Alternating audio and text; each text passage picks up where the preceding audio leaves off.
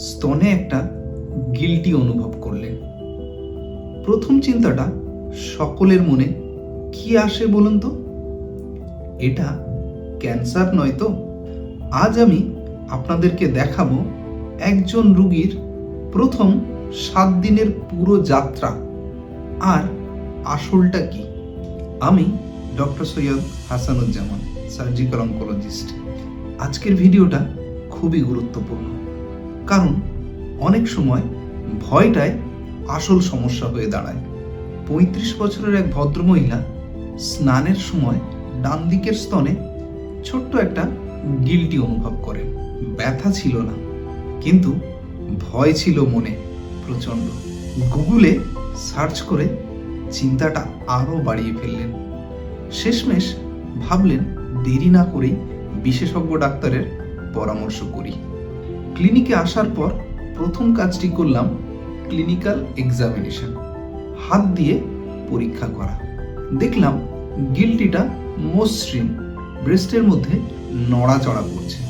তাই আমার প্রথম ইমপ্রেশন, হয়তো এটা ক্যান্সার নাও হতে পারে। কিন্তু হাত দিয়ে পরীক্ষা করে ওই স্তনের গিল্টিটা কি সেটা নিশ্চিত হওয়া সম্ভব নয়। তাই আমরা করলাম ব্রেস্টের আল্ট্রাসাউন্ড আর FNAC, পাতলা সরু একটা নিডল দিয়ে ব্রেস্টের ভিতরের গিল্টি থেকে স্যাম্পেল নেওয়া।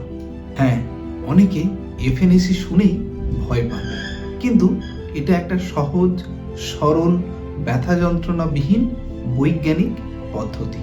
2 দিন পরে রিপোর্ট এলো। রিপোর্টে লেখা আছে fibro adenoma, benign breast tumour. মানে এটা ক্যান্সার নয়। এখান থেকে বিপদের সম্ভাবনা প্রায়ই নেই। আমি তাকে বুঝিয়ে বললাম, এই ধরনের গাঁট প্রায় অনেক মহিলার হয় এবং সব ক্ষেত্রেই অপারেশনের দরকারই হয় না, শুধু রেগুলার ফলো আপ হলেই যথেষ্ট। আর 7 দিনের মধ্যে যে ভয় নিয়ে উনি আমার কাছে এসেছিলেন সেটা সম্পূর্ণ দূর হয়ে গেল। তিনি বললেন, আমি তো ভেবেছিলাম ক্যান্সার, বাট এখন অনেক হালকা লাগছে নিজেকে।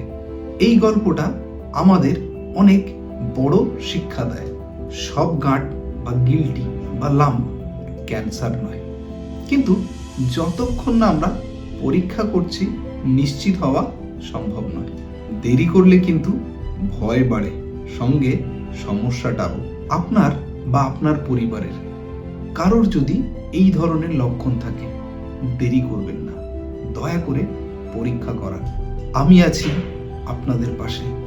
এমন অনেক পেশেন্ট জার্নি, পেশেন্টের যাত্রা, কিভাবে সে সমস্যা থেকে উতরে গেল, সেই স্টোরি জানতেই আমার ব্রেস্ট হেলথ চ্যানেলটি ফলো করুন।